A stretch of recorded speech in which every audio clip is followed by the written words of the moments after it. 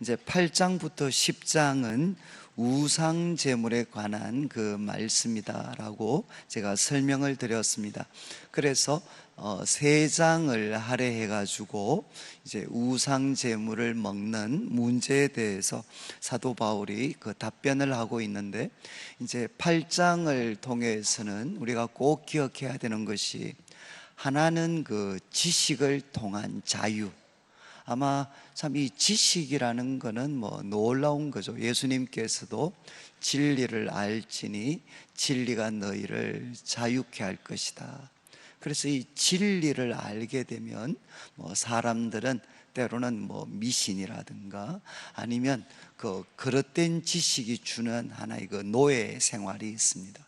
거기에서 우리를 풀려나게 합니다. 그러니까 진리는 우리에게 자유를 줍니다. 자유. 그래서 이제 여기 나오는 그 고린도 성도들도 이 우상은 아무것도 아니다. 아무것도. 참 하나님은 한 분밖에 없으시다. 그러니까 우상은 없는 것이니까 그 우상한테 드리는 제물이라는 것이 무슨 의미가 있느냐. 우상은 없는 것인데.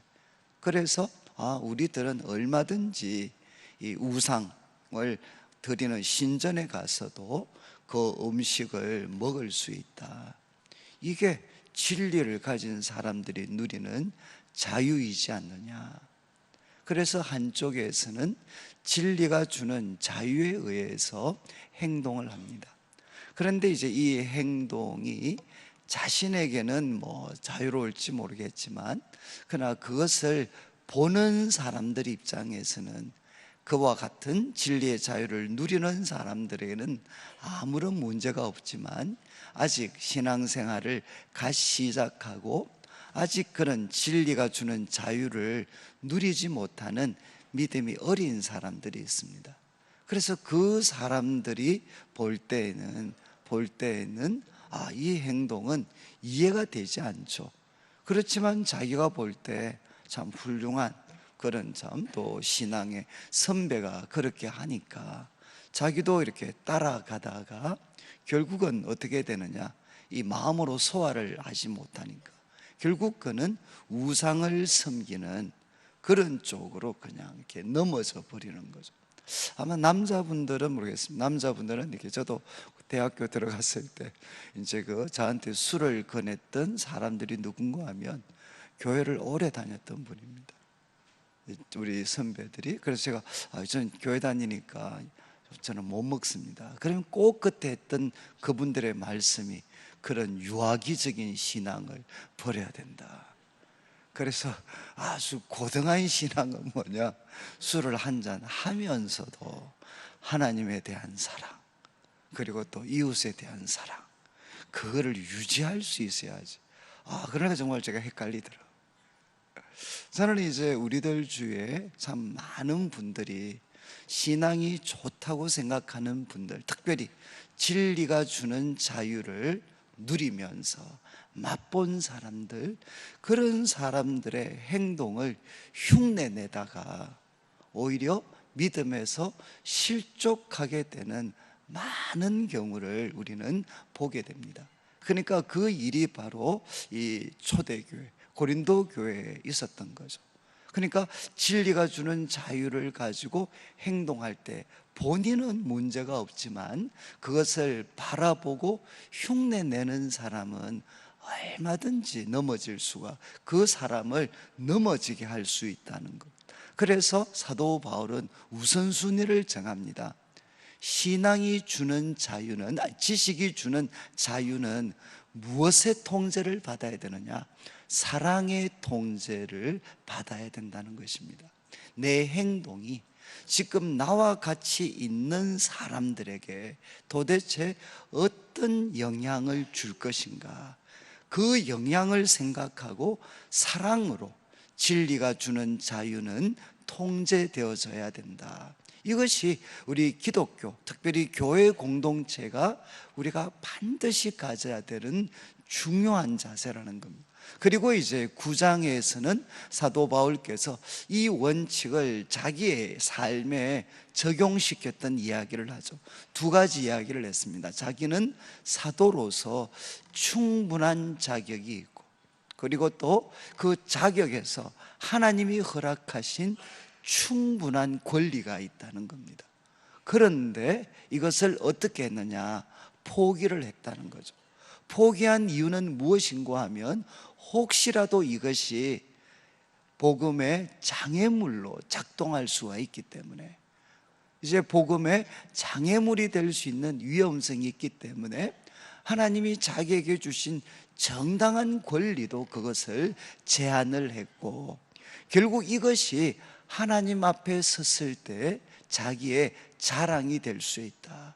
그래서 그리스도인이 하나님 앞에 섰을 때 참된 자랑은 무엇이 될 것인가?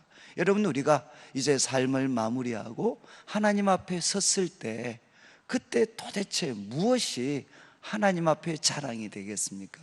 내가 이 땅을 살면서 얼마나 인간적인 성공을 누렸는가, 그리고 얼마나 화려한 삶을 살았는가 라는 것보다는 내가 사랑 때문에, 하나님과 이웃에 대한 사랑 때문에 얼마나 나 자신을 낮추고, 때로는 내가 가질 수 있는 정당한 까지도 내려놓는 삶을 살았는가 하는 것이 우리가 하나님 앞에 섰을 때 우리가 상 받을 수 있는 근거가 될 수 있다는 겁니다.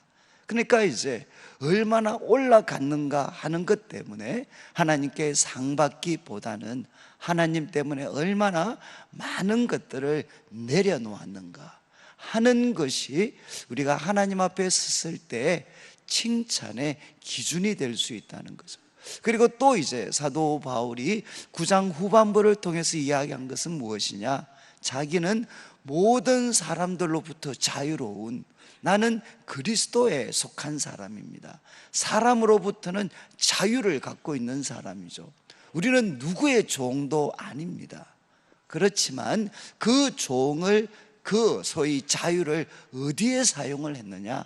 모든 사람에게 종이 되는 일에, 모든 사람에게 종이 되는 일에 그 자유를 사용을 했다는 것입니다.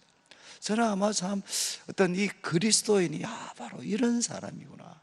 그리스도인은 누구에게도 종이 아닙니다. 그러나 그 사람은 그 자유를 어디에 사용하느냐?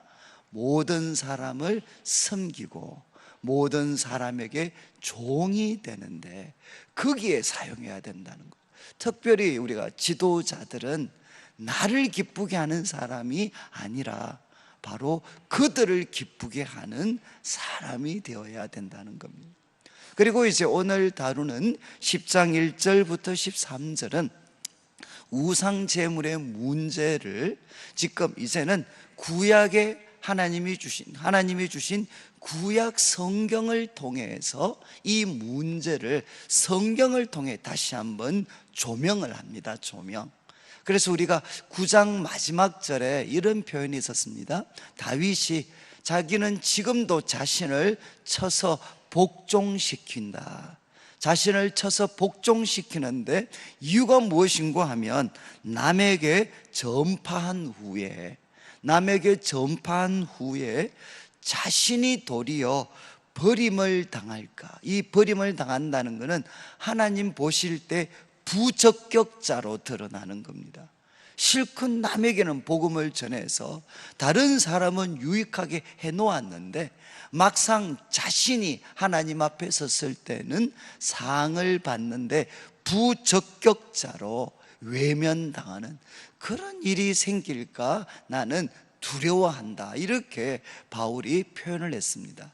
여러분, 이 표현을 받는 저희들도 조금은 이제 마음에 좀 당혹스럽죠. 아니, 바울이 버림을 당할까 두려워한다.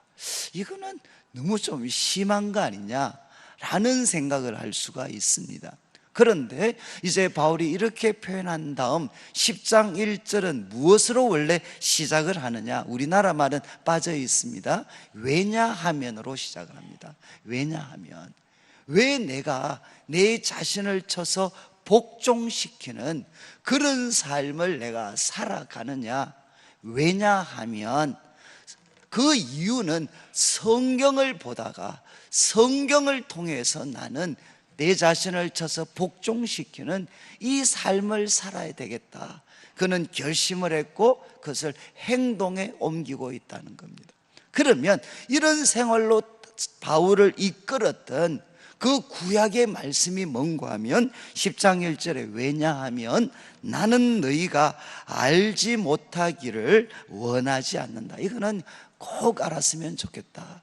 그러면서 10장 1절부터 5절까지는 출애굽 1세대의 경험입니다.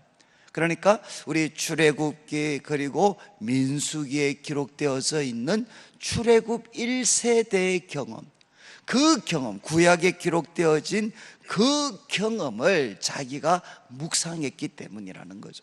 그래서 출애굽 1세대의 경험에 대해서 바울은 이렇게 이야기합니다. 우리 조상들이 다 구름 아래에 있었다. 여러분 이거 아시죠? 우리 출애굽했을 때 이스라엘 백성들이 불기둥과 구름 기둥으로 이제 인도함을 받았습니다. 그런데 특별히 출애굽기에서 구름은 무엇을 뜻하느냐? 하나님의 임재입니다. 임재. 하나님이 그들과 함께 하시고, 그리고 함께 계시는 그 하나님께서 그들을 이끌어가고 계신다라는 것을 가장 단적으로 나타내는 것이 바로 구름이었어요. 구름. 그래서 모세가 성막 그리고 지성소 이것을 완성했을 때 어떤 일이 일어났습니까? 그 지성소에 하나님이 구름으로 찾아오신 거죠. 임재하셨습니다. 임재. 누구도 설 수 없도록. 그러니까 구약에서 구름은 하나님의 임재를 나타내는데, 이스라엘 백성들은 출애굽한 후에 하나님의 구름 아래에 있었다, 하나님의 임재 아래에 있었다. 이런 뜻에서 구름은 신약적인 의미에서는 무엇이 될 수 있느냐? 성령님을 암시하는 것이 될 수 있습니다. 그리고 또 바울은 이야기합니다. 우리 조상들이 구름 아래에 있었고 또 하나는 바다 가운데로 지났다는 겁니다. 이것은 홍해를 가르고 홍해를 통과했던 그 경험입니다. 이것은 다 잘 알고 있어요. 우리 조상들은 다 구름 아래 있었고 하나님의 임재 아래 있었고, 그리고 또 우리 조상들은 바다 가운데를 지났다.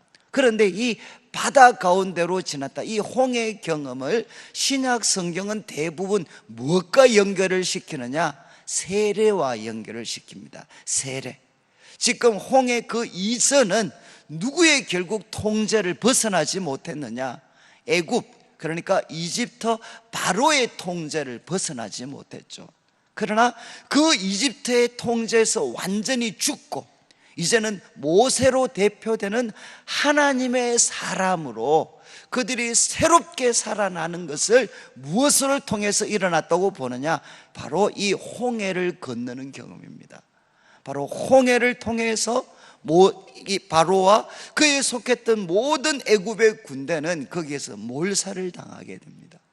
그래서 마치 홍해를 건넌 경험은 무엇이냐? 이제는 바로에 대해서는 죽고 하나님께 대해서 산 하나님의 백성으로 그들이 세워지는 과정. 그래서 이제 그들은 홍해를, 바다를 지났다는 거죠. 그러면서 2절에 이것을 한 번 더 설명을 합니다. 이 사건이 무엇을 나타내느냐? 그들은 모세에게 속하여, 다 앞에서 언급한 두 가지입니다. 구름과 바다에서 세례를 받았다. 이것은 바울의 해석입니다. 지금 이들은, 우리 조상들은 모세에게 속하는 세례를 받았다는 것입니다. 무엇을 통해서?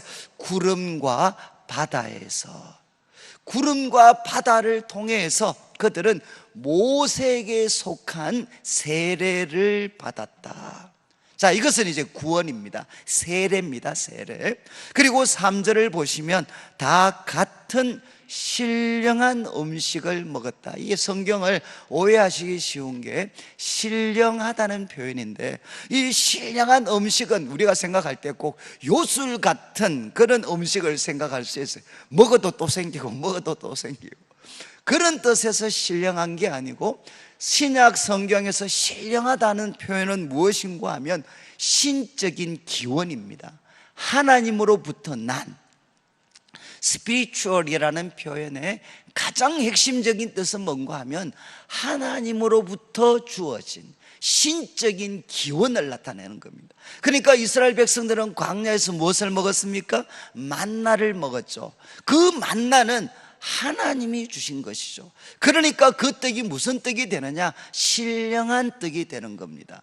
그리고 또 광야에서 이스라엘 백성들은 바로 반석에서 터져 나오는 물을 마셨습니다. 뭐 그 물은 한 번 먹으면 소위 말해서 안 먹어도 되는 그런 요술적인 마술적인 물이 아니라, 그 물은 하나님이 주신 물이죠. 그러니까 그 물은 무엇이 되느냐? 신령한 물이 되는 것입니다. 지금 이제 사도 바울은 이야기합니다. 우리 조상들은 다 같은 신령한 음식을 먹었다. 그리고 또 다 같은 신령한 음료를 마셨는데, 바울은 이렇게 표현합니다. 이는 그들을 따르는, 참 이게 그 바울의 해석인데, 그들을 따르는, 그들을 따라다니는 신령한 반석으로부터 마셨다. 그 반석은 곧 그리스도다. 여러분, 지금 바울은 이렇게 이야기합니다. 이스라엘 백성들이 신령한 물, 그 반석에서 터져 나오는 물을 마셨는데, 그 반석이 누군가 하면 그들을 따라다니는 반석, 그리스도시다. 이렇게 바울은 신약적인 관점에서 해석을 합니다. 그러니까 바울은 두 가지를 이야기를 했죠. 그들은 소위 구원, 출애굽과 함께 홍해로 대표되는 세례 경험을 했습니다. 바로로부터 단절하고 이제는 하나님, 그리고 모세의 하나님의 백성으로 그들이 새롭게 태어나는 그 홍해의 경험, 세례를 받았다는 거죠. 그리고 또 그들은 광야를 살아가는 동안 무엇을 먹고 마셨느냐? 신령한 물과 신령한 음식을 먹었는데, 이것은 뭔가 하면 우리가 성만찬에서 나누는 주님의 살과 피를 뜻한다는 것입니다. 지금 이제 제가 오늘 그 강의 안에 보시면 이 출애굽 세대의 경험이라고 한 다음에 모형론적인 접근을 한다. 지금 사도 바울은 이 10장에서 모형론적인 접근을 한다고 제가 표현을 했는데, 여러분들이 신약, 특별히 어떤 고린도전서, 히브리서에서 가장 소위 그 신약의 저자들이 우리에게 하나님 백성에서의 삶을 설명을 할 때 가장 즐겨 쓰는 해석 방법 중에 하나입니다. 그게 뭔가 하면 신약, 그 당시 신약 우리 초대교회 성도들이 부딪히는 삶의 많은 문제들은 그 유형을 구약에서 찾을 수 있다고 그들은 생각을 했습니다. 그래서 신약에서 그들이 어떤 사건이 일어날 때마다 그 유형을 어디에서 찾아서 하나님이 주시는 교훈을 찾으려고 했느냐? 바로 구약에서 그 유형을 발견해서 자신들에게 주는 하나님의 말씀으로 받아들이려고 했다는 거죠. 지금 이제 아까 말씀드린 것처럼 문제는 뭔가 하면 우상제물의 문제입니다. 우상제물의 문제. 그런데 이 문제는 구약에서 그 유형을 찾을 수 있다는 거죠. 어디에서? 바로 이스라엘 백성들이 출애굽을 해서 홍해를 건넜습니다. 우리로 말하면 세례를 받았습니다. 그리고 그들은 광야에서 지금 신령한 떡과 신령한 물을 먹고 마셨습니다. 이것은 마치 무엇과 같으냐? 바로 우리 그리스도인들이 주님의 살과 피를 경험하는, 그래서 예수님 말씀도 그렇게 하셨잖아요. 내 살은 무엇이냐? 신령한 떡이 된다. 그리고 또 내 피는 무엇이냐? 신령한 음료가 된다. 이것을 먹고 마시는 자는 결단코 줄이지 않고 목마르지 아니할 것이다. 이렇게 예수님이 말씀하셨죠. 그런데 바로 지금 세례를 경험하고, 그리고 우리로 말하면 날마다 주님의 살과 피를 마시는 바로 그 모형이 되는 이스라엘 백성 출애굽 1세대가 어떻게 됐느냐는 거죠. 다 모든 이스라엘 백성들이 다 홍해를 건넜고 신령한 떡과 신령한 물을 마셨음에도 불구하고 5절을 보시면 그러나 그들의 다수를 하나님이 기뻐하지 아니하셨다는 것입니다. 하나님이 그들의 다수를 하나님이 기뻐하지 아니하셨다. 그래서 그들이 광야에서 멸망을 받았다는 겁니다. 이거는 여러분, 우리가 옳다 그르다를 생각하기 전에 요즘 유행하는 말로 하면 팩트 체크입니다. 다 똑같은 경험을 했는데, 그런데 다 같이 가나안 땅에 들어갔느냐? 성경이 이야기하는, 구약이 보여주는 팩트는 무엇이냐? 다수가 멸망을 했다는 거죠. 다수가. 그랬으니까 이 성경의 기사를 보는 사람이라면 사도 바울 자신도 구원받고 세례를 받았고 주님의 살과 피를 기억하면서도, 기억하는 자임에도 불구하고 나도 멸망당했던 그 다수에 속할 수 있는 위험이 있기 때문에 바울은 어떤 삶을 살아가느냐?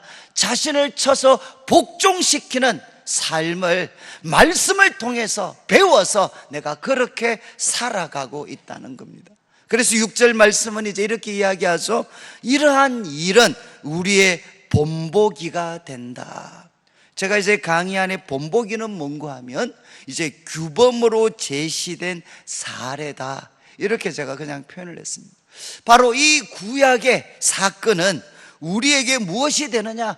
본보기가 되는데, 하나님이 우리들에게 규범으로 제시한 사례가 된다는 거죠. 사례. 이것은 구약에 한번 있고 다시는 반복되지 않는 사건이 아니라, 이거는 오고 오는 세대에게 규범이 될 수 있는 그런 사례가 된다는 것입니다. 그래서 이야기합니다. 6절 말씀, 이런 일은 우리의 본보기가 되어서 어떤 도전을 하느냐? 한마디로 우리로 하여금 그들이 악을 절겨한 것 같이 절겨하는 자가 되지 않게 하려 합니다. 이 말씀, 이 사건이 우리에게 주는 도전이 무엇이냐? 우리는 악을 즐기는 사람이 되면 안 된다는 것입니다. 그러면서 7절부터 시작을 해서 이제 10절까지는 우리가 해서는 안 되는, 정말 이 출애굽 1세대의 경험을 통해서 하나님이 우리에게 규범적으로 준 교훈, 이것은 행하면 망하는 거야 라고 한 4가지의 금기사항을 한 번 더 우리들을 위해 기록을 합니다. 그런데 그 앞에 가장 중심적인 문제가 뭔가 하면, 우리 성도들이 이 말씀을 통해서 출애굽 1세대의 경험을 통해서 우리가 배워야 되는 그 교훈이 뭔가 하면, 우리는 악을 즐기는 자가 되면 안 된다는 것입니다. 악을 즐기는 것, 이게 근본적인 태도죠. 그런데 악을 즐긴다는 게 뭔가 하면, 제가 지금 강의 하나 한번 보십시오. 하나님께서 금하신 것에 대한, 하나님께서 하나님의 성품으로 그리고 하나님의 말씀을 통해서 금하신 것에 대한 파괴적인 열망, 하나님이 우리를 위해서 이걸 금해 놓으셨는데 그것에 대한 파괴적인 열망을 갖는 것, 이게 뭔가 하면 악을 행하기를 갈망하는 것입니다. 하나님이 분명히 금하신 것은 무엇이냐? 우리를 위해서, 나를 위해서, 우리를 위해서 가장 좋은 것으로, 하나님의 성품에 부합되고 우리에게 가장 좋은 것으로 우리에게 이걸 금하셨는데, 하나님께서 금하신 것에 대해서 파괴적인, 결국 우리를 망하도록 인도하는데 그 망하도록 인도하는 그 파괴적인 그 열망을 우리가 가지는 것, 이게 죄의 가장 중심입니다. 그래서 말씀을 드렸죠. 하나님이 아닌 자아를 중심에 두는 것입니다. 내가 해야 되느냐 말아야 되느냐 하는 그 기준을 하나님에게서 찾는 것이 아니라 나의 열망, 나의 갈망에서 내가 해야 되느냐 말아야 되느냐 하는 것을 결정하는 거죠. 지금 구약 출애굽 1세대가 우리에게 주는 교훈이 무엇이냐? 악을 즐겨서 안 되는데 악은 무엇인고 하면 하나님이 금하신 것에 대해서 우리는 망할 줄 알면서도 그거를 갈망하는 겁니다. 그것이 네 가지 어떤 모습으로 나타났느냐? 이제 7절을 보시면 너희 가운데 어떤 사람들과 같이 너희는 우상 숭배하는 자가 되지 마라. 기록된 바 백성이 앉아서 먹고 마시며 일어나서 뛰논다. 이것은 바로 호렙산 금송아지 숭배의 모습입니다. 그 말씀을 인용하면서 야, 출애굽 1세대의 결정적인 실패는 어디서부터 나타났냐? 바로 금송아지를 만드는 것입니다. 하나님을 바로 우리들에게 부자 만들어주는, 여러분, 하나님은 우리들의 삶을 부하게 하실 수 있습니다. 그러나 하나님은 우리들의 삶을 부하게만 하시는 분이 아니십니다. 여러분, 하나님은 우리들을 얼마든지 복되게 하시죠. 그러나 하나님께서는 그 복만 주시는 분이 아니라 거룩하신 하나님이시고 사랑과 정의와 지혜와 또 우리가 헤아릴 수 없는 깊은 비밀들을 알고 계시는, 정말 어떤 인간의 지식으로도 다 담아낼 수 없는 존재가 누구냐? 하나님이십니다. 그런데 그 하나님을 금송아지로만 만들어버리는 게 무엇이냐? 바로 우상숭배가 되는 거죠. 그래서 이야기합니다. 우상숭배해서 안 된다. 그리고 고대 우상숭배는 소위 부에 대한, 이 번영에 대한 갈망은 반드시 무엇과 연관이 되느냐? 음행과 연관이 됩니다. 바알숭배, 구약에서는 바알숭배죠. 바알숭배 마지막은 무엇으로 끝나느냐? 성적인 향연으로 끝나게 되어 있습니다. 그래서 두 번째, 이제 이렇게 이야기합니다. 그들 중에 어떤 사람은 음행하다가 하루에 2만 3천 명이 죽었다. 이거는 민수기 25장에 이제 이 광야 40년 끝자락에 이스라엘 백성들이 가나안 땅을 눈앞에 두고 어디에 도착했느냐? 모압에 도착을 했습니다. 그때 이 모압, 이스라엘 백성들을 멸망에 빠뜨리려고 발람이라는 선지자를 고용을 했어요. 발람이라는 선지자를 고용을 해서 하나님의 백성 이스라엘을 저주하게 만들었지만, 하나님이 발람을, 이방 선지자입니다. 이 이방 선지자 발람을 통제하셔서 그가 저주하려고 하면 하나님이 그 저주를 복으로 바꾸셨어요. 이게 이제 민수기 24장 22장부터 나오는 이야기입니다. 그런데 발람이 뭘 아느냐? 발람은 자기 입으로는 이스라엘 백성들을 저주할 수 없다는 걸 압니다. 그런데 그가 포기했느냐? 포기하지 않아요. 발람의 꾀가 나와요. 꾀. 자기는 저주할 수는 없지만 무엇 할 수는 있느냐? 저주밖에는 할 수 있습니다. 이해하시겠어요? 자기는 이방의 선지자로서 이스라엘 백성을 저주할 수가 없어요. 하나님이 막으시기 때문에. 그런데 무엇을 할 수 있느냐? 저 사람들을 저주받는 사람이 되게 할 수 있습니다.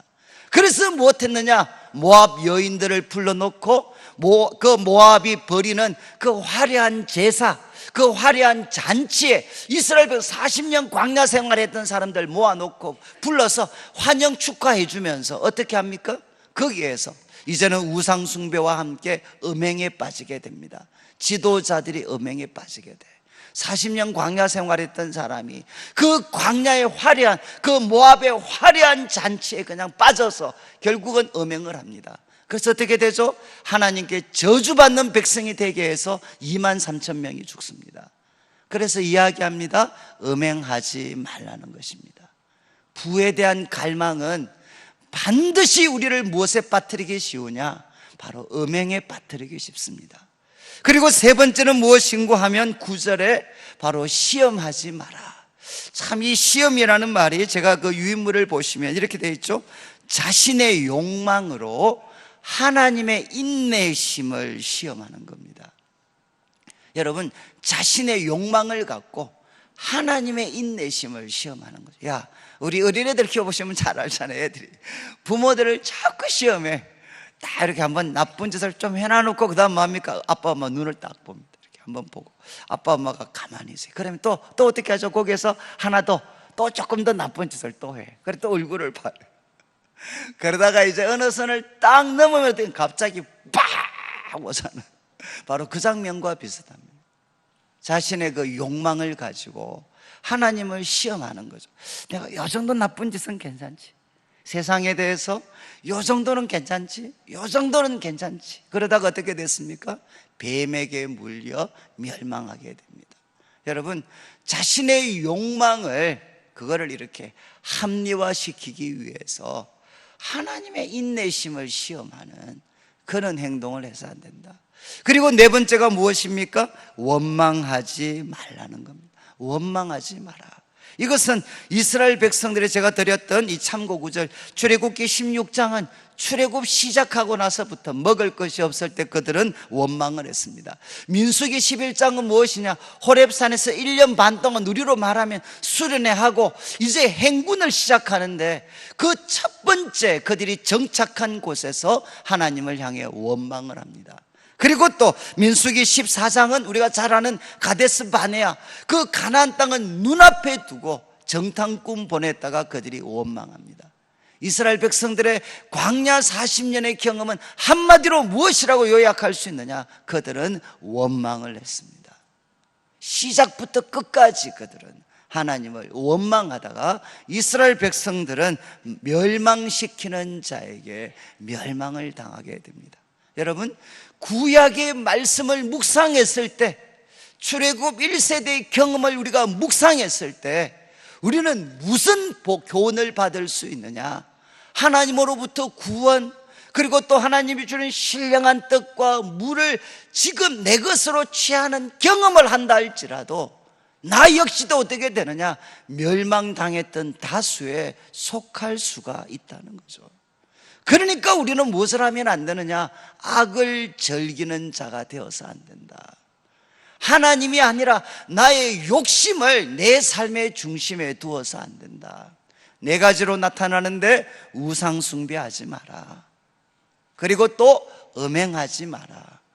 그리고 시험하지 말고 원망하지 마라.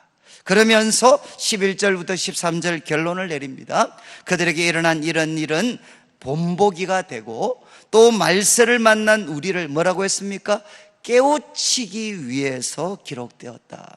저는 여러분, 우리가 이렇게 특별 새벽기도 이렇게 말씀을 묵상하는 것은 저는 그렇게 합니다. 하나님이 사람을 바르게 할 때 두 가지 방법을 사용하셔요. 그 중에 이 두 가지 방법 중에 이제 여러분이 택일을 해야 됩니다. 하나님이 우리를 사람 만드실 때 사용하는 두 가지 방법, 첫 번째는 무엇이냐?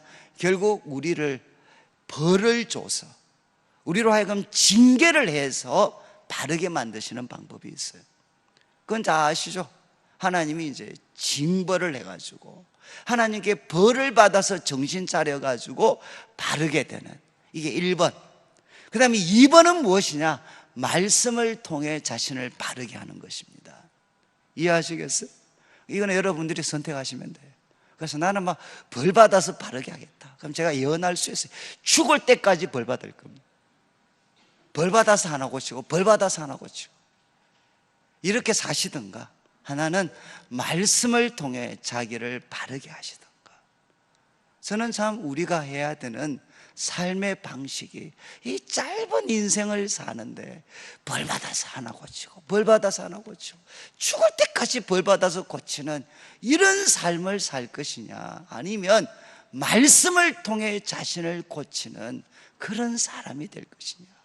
이게 말씀을 주신 목적인데, 이제 12절 13절 두 가지 결론입니다. 하나는 선줄로 생각하는 자는 넘어질까 조심하라. 여러분, 금송아지, 그리고 음행, 시험, 그리고 또 원망, 그 중심에는 믿음이 약한 사람들이 앞장섰는 게 아니라 그 당시 이스라엘의 지도자들이 거기에 앞장을 섰습니다. 그리고 지금 우상숭배 제물을 먹으면서 결국 뭡니까? 신약을 사는 너희들도 우상 제물 먹으면서 지식이 주는 자유를 이야기하는데, 그게 무슨 행동이 될 수 있느냐? 우상숭배에 동참하고 음행에 빠졌던 그들처럼 너희도 될 수 있다는 것입니다. 그러니까 선줄로 생각하는 자는 넘어질까 조심해라.